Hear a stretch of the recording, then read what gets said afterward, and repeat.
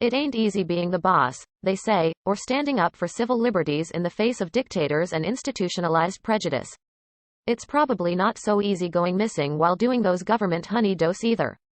And all because someone on the other side never took a high school debate class and just had to jump to kidnapping their opponent instead of crafting a well-rounded rebuttal to impress all their friends. So when a politician, or a person actively involved in politics, disappears, it's easy to immediately imagine the worst possible scenario where corruption prevails and murderous boats full of cocaine are unequivocally involved. If you've ever thought your meal needed a bit of a crunch, then you've probably eaten croutons at some point. According to Taste Atlas, the origins of these tiny pieces of baked or sautéed bread cubes are a mystery. As recorded in the Oxford Companion to Food, via foodtimeline.org, some people believe they were inspired by long-standing baked goods like Italian biscotti. Well, maybe not the latter for all of them, but at least one was probably the case. Others might think croutons are a French creation, as they were described in the 1600s in France as something served as a snack with drinks, and the name resembles the French word for crust, kraut. And the thing is, there's plenty of politically charged brutishness happening every day in the name of absolute power. But somehow, the miraculous phenomenon always arises when a highly surveilled, outspoken individual goes missing, and government officials simply shrug their shoulders and retreat from throwing together an investigation. And they think that doesn't make us more suspicious, or maybe they don't care since nobody can do anything about bringing justice to dictators and lawmakers anyway. But both the English and French names for these crispy pieces of seasoned bread, which have become a popular addition to soups and salads, come from the Latin word crusta, meaning shell. Whatever their origin, for anyone with an air fryer, recipe creator Susan Olejnika of the Flexible Fridge has a quick and easy roadmap to a batch of delicious croutons to pair with many kinds of meals.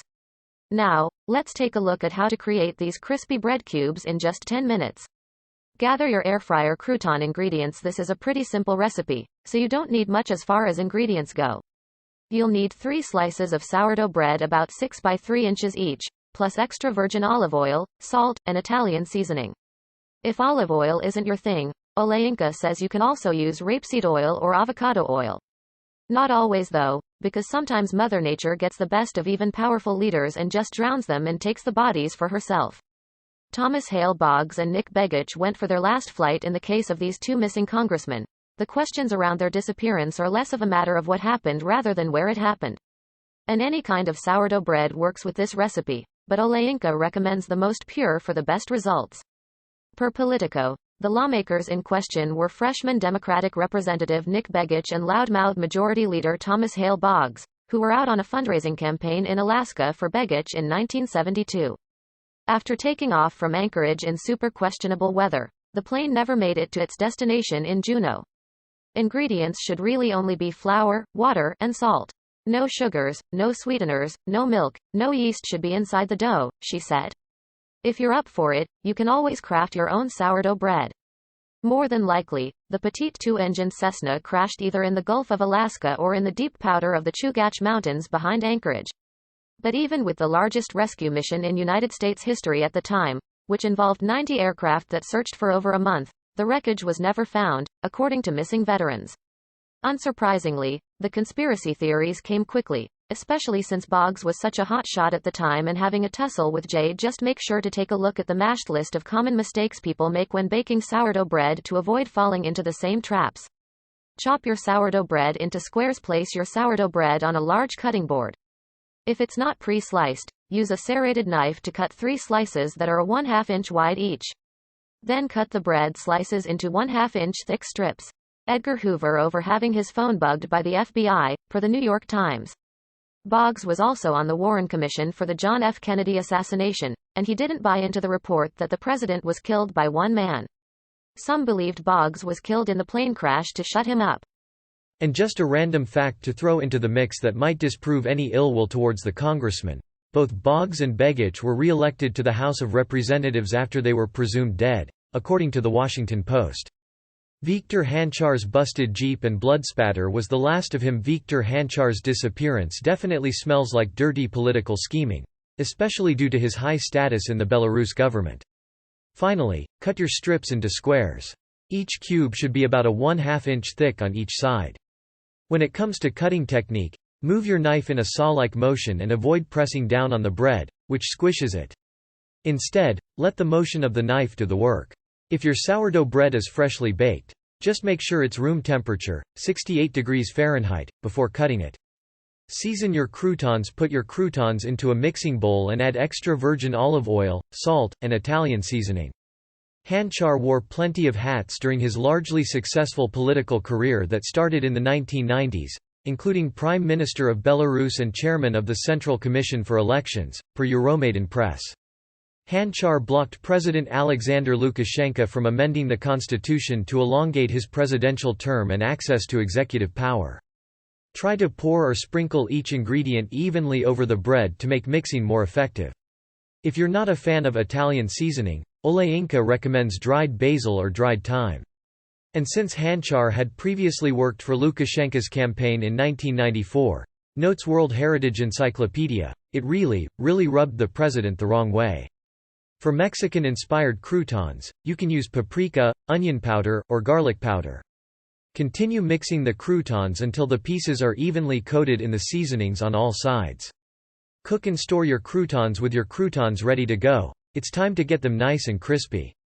So, he fired Handchar from his position, and Handchar went on to form a protest election committee during the 1999 election against Lukashenko and his dictator-like reforms. It seemed a little coincidental when Handchar went missing in September of 1999 in Minsk with his business partner Anatoly Krasovsky, who helped finance the opposition against Lukashenko. Put them into your air fryer and cook them at 400 degrees Fahrenheit for 5 minutes. Once they're done, transfer them into an airtight container immediately and use them whenever needed. If you need some ideas for meal pairings, you have tons of options to pick from. Caesar salad is the popular go-to, but you can also put them in soups and stews. Whenever you're craving a bit of crisp with your meal, don't hesitate to toss these on top. The two had gone to a bathhouse that night and reportedly crashed Handchar's Jeep Cherokee shortly after leaving. Handchar's blood was found at the scene, and it was pretty obvious that the men had been abducted, according to Civil Initiative We Remember. And because an investigation didn't begin until a few years after they went missing, it didn't exactly keep people from surmising that it was most likely due to the high-level operatives of Lukashenko, according to Euro-Belarus. Harold Holt went down under. In Down Under, Harold Holt became the Prime Minister of Australia just less than 2 years before his disappearance in 1967. The matter in which he went missing isn't really a mystery, but his body was never found after taking an ocean swim. Holt vanished into Australian waters on December 17 after he and a group of friends had gone for a Sunday stroll along the superbly scenic sands of Portsea Victoria, per Smithsonian Magazine. While the others stayed on land, Holt swam farther and farther out into the Bass Strait, despite feeling the authoritative undercurrent pulling off the beach, or the fact that he'd recently had shoulder surgery, per CNN. Within an hour, the largest search and rescue mission was underway in the country's history. 2 days later, the newly appointed, 59-year-old Prime Minister was declared dead. Although his disappearance seems impeccably understandable, the Aussie people needed a better story than just a straightforward drowning. According to a police record, via CNN, from one of the friends who watched Holt vanish that day, she saw the water become very turbulent around him very suddenly and appeared to boil, and these conditions seemed to swamp on him. This naturally struck up imaginative conspiracies, one which seemed to spur out of Holt's work to accept Asian immigrants into a very segregated Australia at the time. Anthony Gray, a British journalist for Reuters, published "The Prime Minister Was a Spy" in 1983, which deduced that Holt was a Chinese spy and boarded a submarine after he finished a mission for the communist government. Joseph Forscrater never made it on Broadway. It was an August evening in 1930 when a New York Supreme Justice hailed a cab outside a chop house to attend a Broadway show. He was dressed to the nines in a brown suit topped with a Panama hat, per usual, and had just had dinner and drinks with a lawyer pal and a showgirl, per the New York Times. This seemed like a typical night for Joseph Forscrater, but earlier that day he was obviously in something of a pickle as he destroyed and rearranged a few legal documents, as well as requested large withdrawals from his bank that are equivalent to more than $79,000 in 2021. One might inquire if Crater was preparing to run, from what it's not known, since he disappeared that night after hopping into a taxi. Crater was a member of the prominent, and oftentimes shady, New York political organization known as the Tammany Club, to which his dealings with maybe had a little something to do with his whereabouts, according to history. Crater was suspiciously elected to the Supreme Court by Franklin D. Roosevelt only 4 months after becoming a judge, according to the Los Angeles Times. Naturally, this came as a surprise to the powers of Tammany Hall, who already had their well-experienced pick ready to go. Things started to get even more interesting when information started to circulate that Crater knew about some guys buying seats on the bench from Tammany, and that's when he started to burn some papers around his office the day of his imminent disappearance, per The Observer. Ervin Abragamov was kidnapped from his car, on camera in July 2016. Ervin Abragamov was stopped in the middle of the road and pulled from his vehicle and into another by men dressed in police getup. The abducted 30-year-old was a member of the Bakhchisarai Municipal Council and a senior specialist for interethnic relations at the Bakhchisarai City Administration in Crimea, as per Radio Free Europe, where Russia now occupies the annexed nation from Ukraine, per the Crimean Tatar Resource Center. Abragamov had been outspoken about Russia's occupation in Crimea, in that the Russians needed to leave and or stop persecuting innocent people for merely existing in the newly annexed nation. His statements evidently didn't go unnoticed by Russian officials. Before the incident on the bypass near his home, Abragamov had been warned about voicing his opinions of Crimean rights and was followed on occasion, according to European Parliament. Despite the surveillance footage and his father having the license plate number of the vehicle that took off with his son, his disappearance has yet to be investigated with evident intent by the Investigative Committee of the Russian Federation for the Republic of Crimea. Which unfortunately doesn't seem to come as much of a surprise considering the premise of Abragamov's troubles. Oscar Zeta Acosta Fierro left in flurry of white, supposedly for those who are familiar with Fear and Loathing in Las Vegas. The outrageous Samoan lawyer known as Dr. Gonzo will make Oscar Acosta very familiar. Like the character he inspired, Acosta was a fiery, outspoken lawyer but also a political activist and imaginative writer, per the Los Angeles Times. In the late 60s, Acosta became involved with the Chicano civil rights movement in Los Angeles shortly after law school to represent his fellow Chicano activists. Around that time he met the founder of Gonzo Journalism, Hunter S. Thompson. Their infamous Vegas trip that Thompson would later retell in Scribe wouldn't be until a few years later. Acosta was addicted to psychedelics and amphetamines, notes Reader's Digest, likely due to his battles with mental illness, leading to his insatiable party habits that made he and Thompson well known, per PBS.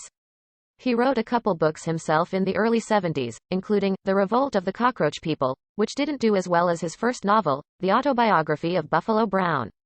When it started to look like his new book was a dud, and his second marriage was falling apart, the party animal took off to Mazatlan, Mexico, in May of 1974, per Associated Press.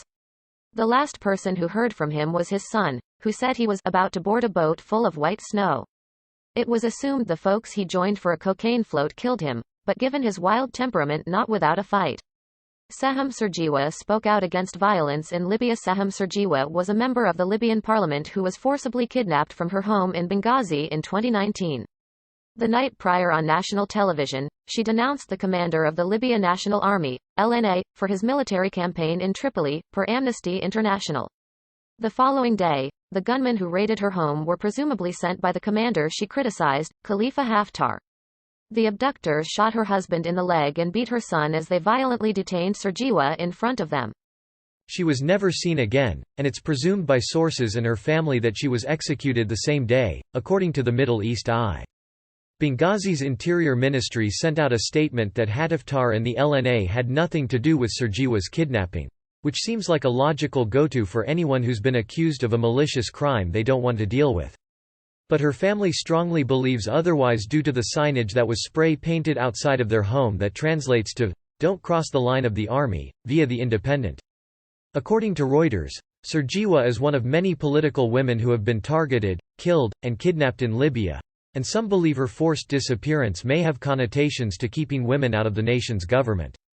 Wanchalarm Satsaksit was very publicly kidnapped. Wanchalarm Satsaksit was a widely popular satirist and democracy activist of Thailand who loudly criticized the government for their restrictions around homosexuality and gender rights. His topics of contention grew with his following as he joined the United Front for Democracy Against Dictatorship to fight against perpetual military coups against democracy-intentioned prime ministers, per BBC. In 2014, after another coup and subsequently a large and angry protest, Satsaksit was not so subtly summoned to a meeting at a military base. He politely declined by fleeing to Cambodia and living in exile until his very public abduction in June 2020. The day prior to the incident, he ridiculed the army chief turned Prime Minister Prayuth Chan-o-cha in a Facebook video after officials had paid his mother a visit to ask her questions about him, per the Los Angeles Times. The next day, when he was in the middle of talking to his sister on the phone and buying meatballs, a Toyota Highlander stopped, and a number of armed men bundled and inserted Satsaksit into the vehicle. As he screamed for help, bystanders approaching the gunman were told to stay back before the gunman drove away. Still on the line, his sister heard her brother repeatedly say he couldn't breathe, and after 30 minutes the call ended, per BBC. Satsaksit is believed to have been targeted in the collaboration of Asia's dictatorships seeking and extracting their exiles. His sister and fellow activists have sought justice, only to be told by the Thai government that they had no involvement, and investigations have come up empty, despite clear video footage and eyewitness reports. Brendan Simbwe lived in exile after exile. Brendan Simbwe was a prominent anti-segregation activist in Namibia and president of the Caprivi African National Union (CANU) political party. He went missing in 1972 while visiting with a UN representative Alfred Fisher, according to Reviewing Resistance in Namibia History. Originally he was a teacher before he became the founder of the Caprivi African National Union that sought to move the people of Namibia towards independence from South Africa. The political movement remained secret during its origins in 1962 and was deemed an illegal organization after its first public meeting in 1964, since government officials had repeatedly refused to grant them permission to congregate, according to the University of Namibia. Simbwe was imprisoned for a couple of months for holding the meeting along with leaving the country without permission, as he did travel to Zambia to seek help with getting CANU up and running. So officials were probably pretty salty about that as well. After being released, Simbwe continued a life of perpetual exile thereafter. CANU merged with Southwest Africa People's Organization, to which Simbwe became the vice president, per Reviewing Resistance in Namibia History. The organization had just as many troubles with government pushback as CANU, and Simbwe was shortly banished from Caprivi after attempting to hold another public meeting that had been deemed illegal.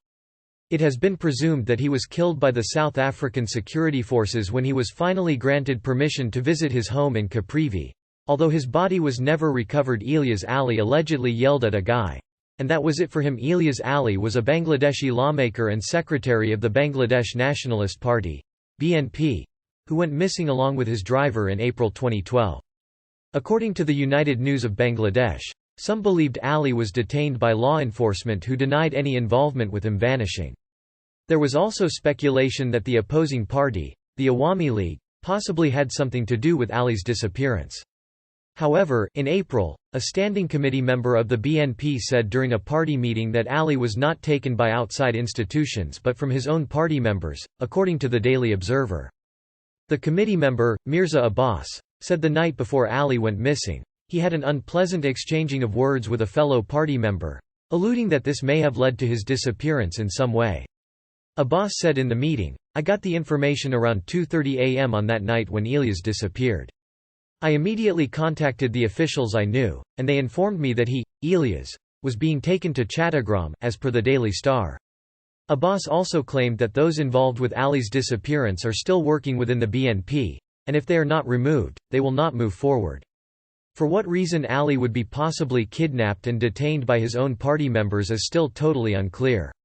Norodom Kantal served Cambodia before one of its craziest dictators. Norodom Kantal served as the Prime Minister of Cambodia from 1962 to 1966, as well as the Foreign Minister for his cousin Norodom Sihanouk, a wily and charismatic leader that was ousted during the Vietnam War in 1970, per history. Meanwhile, an extreme communist regime known as the Khmer Rouge had been burgeoning years before and now had a fabulous opportunity to become pals with Sihanouk since he was still popular with urban folks of Cambodia, and the party needed to build upon their support for a national takeover. A civil war expectedly ensued for 5 years between the Cambodian military that mutinied against Sihanouk and the Khmer Rouge supporters. In the meantime of national unrest, the Khmer Rouge imprisoned the royal family, including Kantal, who went missing in 1976 after the party's infamously evil leader, Pol Pot, took up the throne. He is presumed to have been killed by the new regime of Cambodia, who went on to kickstart genocide, slavery, and starvation of its own people until 1979 when Vietnam stepped in to help Cambodians remove the self-appointed dictator and his cronies, according to BBC.